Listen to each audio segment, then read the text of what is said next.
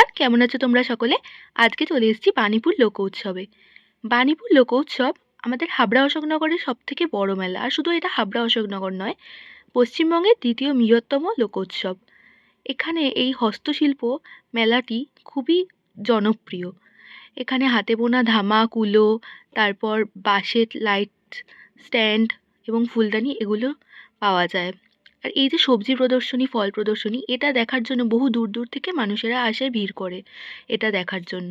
এখানে বিভিন্ন রকম সাইজের অনেক বড় বড়, আবার কোনোটা খুবই ছোট ফল সবজি এক্সিবিশনে রাখা হয়। এছাড়াও ফুলের এক্সিবিশন করা হয়। আর হাতে বোনা শাড়ি, তারপর গয়নাগাটি এগুলোও পাওয়া যায়। এমনকি সুদূর শান্তিনিকেতন থেকেও লোকেরা এসে এখানে মেলায় অংশগ্রহণ করে। আর আর্ট গ্যালারি বলেও একটা সেকশন রয়েছে, যেখানে অনেকেই তাদের হাতে আঁকা ছবিগুলোকে গ্যালারিতে রেখে দিয়ে যান। আর মেলায় গেলে এই দোকানপাটগুলো তো সবাই চেনাই, এগুলো আর নতুন করে কি বলবো। আর যেহেতু এটা শীতকালে হয়, তো প্রচুর পিঠের স্টল থাকে। আর এই মেলায় প্রায় 4টি মতো মঞ্চ তৈরি হয়, যেখানে প্রত্যেক দিন কিছু না কিছু অনুষ্ঠান হয়। সমস্ত কিছু ঘুরে লাস্টে চলে আসলাম খাবার দাবারের জায়গায়, খেয়ে দিয়ে বা তারপর আর কি বাড়ি চলে আসলাম। ভিডিওটা ভালো লাগলে লাইক দিতে ভুলো না, আর চ্যানেলটা অবশ্যই সাবস্ক্রাইব করে দিও।